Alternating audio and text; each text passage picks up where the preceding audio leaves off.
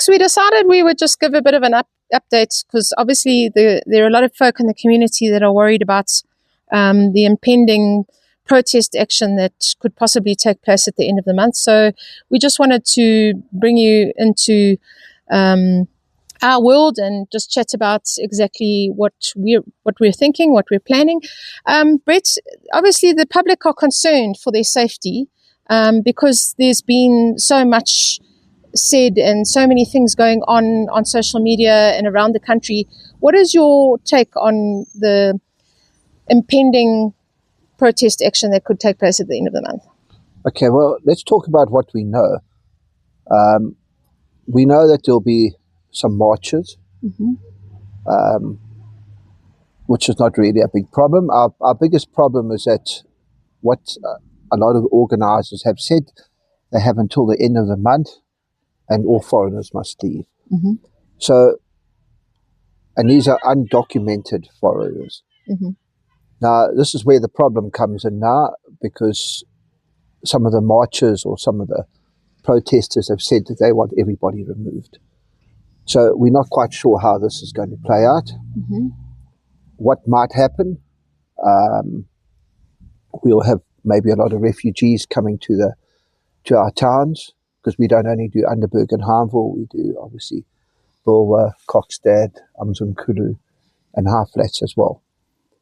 So we might have a bit of a refugee crisis as we've seen in Durban.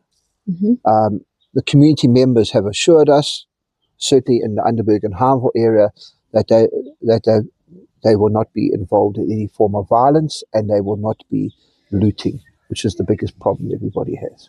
So the displacement of people will probably take place from their homes in wherever those locations are. We're not really expecting any action to be taking place in the towns. Is that what you're saying? Well, yes. As it stands at the moment, we don't have any information that there's any planned looting or violence against anybody. What we are doing, next Wednesday, all the major role players, being the SAPS, the Army, Border Management, medical services and other security companies will all be coming together to sit and discuss a way forward and a plan. And we will all be working together over that. It's not only one day. We believe it probably starts from about the 28th, going through perhaps to the 1st or 2nd of July.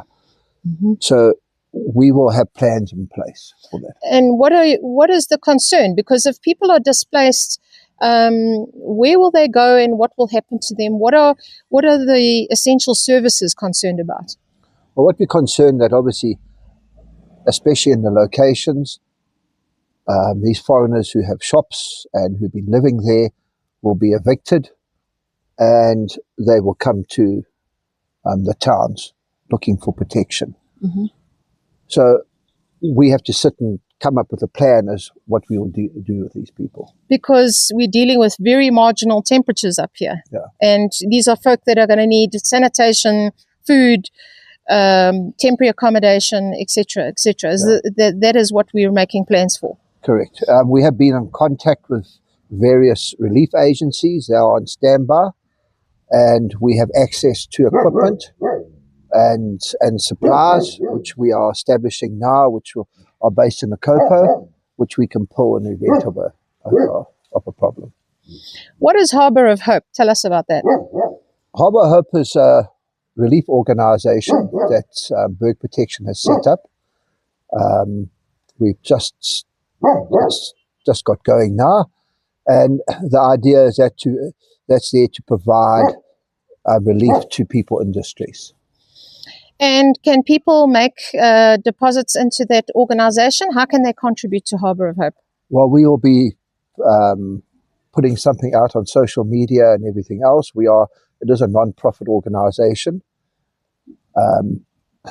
We will put our bank details on social media, and people will be able to put in funds there, and it's completely transparent, and we'll see exactly where the funds are going to. But do you believe that when people like Dr. Frans Cronje, for example, talk about the fact that often civil unrest escalates when people don't have their basic needs met? And obviously being in an area where there's marginal temperatures, sometimes that can escalate things. When people are hungry and cold, then they get grumpy. You're in agreement with that? Yeah. It was interesting. Frans Cronje did an analysis going back to the early 70s and looking at unrest in South Africa. And it always happens when we have cold weather, we have high unemployment, and the biggest thing is people don't have any hope. Yes.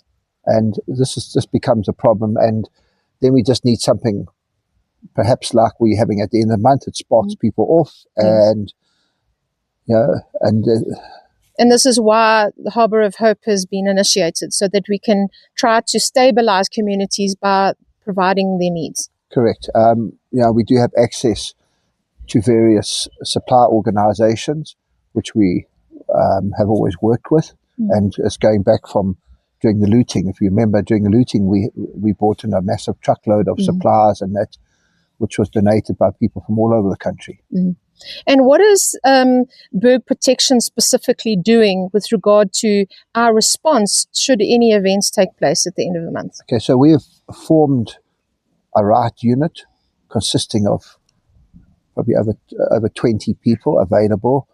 We've broken up into a number of different teams that we will deploy these teams in each of the major towns, so we are able to respond very quickly.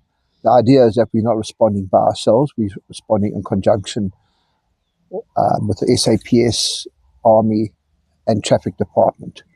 So we just like a force multiplier basically for the existing services. And what is the sentiment that the law enforcement agencies have about this impending So the police have situation? been very clear. They will not tolerate any form of violence or intimidation, and anybody who does that, they will be arrested and charged.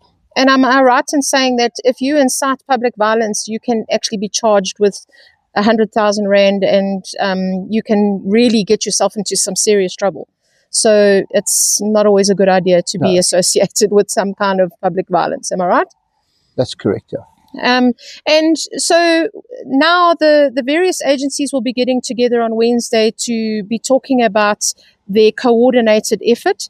Talk about some of the communication that we're going to be doing. So what we've decided at our first meeting, we'll be setting up a JOC, Joint Operational Command, here in the Berg. We'll have representatives of all the major role players, being SAPS, Army and RTR. We'll all be operating on one platform, which we've now established. So we'll be able to communicate with one another in real time and explain what the situation is in different areas, and then deploy resources. So there's going to be a coordinated effort, and it's going to stay in place after this event? Well, we'll keep it going. We've decided now to keep it going for about a week. So we'll probably activate it probably on around about the 28th and go until about the 2nd of July. But the organisation and the communication that will happen amongst the essential services is going to continue going forward. Am I right? Yeah, this is the idea. It's something for any disaster. It's not only for this event. Protests or anything like that. It's for fires or for any other major incident we have. So, folks, if we can just appeal to the public to please stay calm.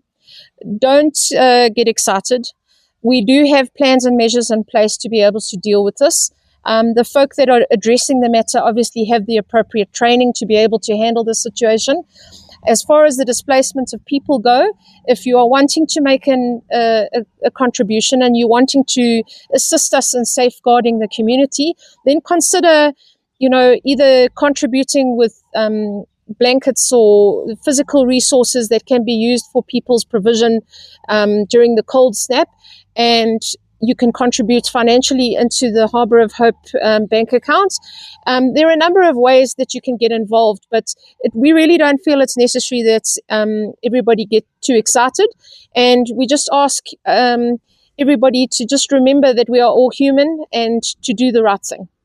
Have any information with regarding to protest action or any behavior that we should be informed about, that you follow a specific process of doing that? Brett, can you just tell us what is the problem with this? What is the usual when something is going down in Underberg? How do people relay information at present, and how has it been done, and how should it be done? Okay, so how it's worked in the past, between the two of us, we get inundated with hundreds of calls. Mm-hmm. And it's a problem because we are now we are on scene trying to deal with the issue, and now we're getting phoned every second. Mm-hmm. So what we ask everybody to do is, one, contact our control room. We will have a number of different operators. I think we've got 6 different lines. And even on my social media, I will have somebody, if you contact me on WhatsApp, it will be answered from our control room because I'm not able to do it. And what kind of information are we looking for? Well, we're looking for real-time information. Please don't go on what somebody's told you. Rather go on what you've seen, or if you've got videos or something like that, you can send. I understand that everybody wants to know what is happening. Mm-hmm.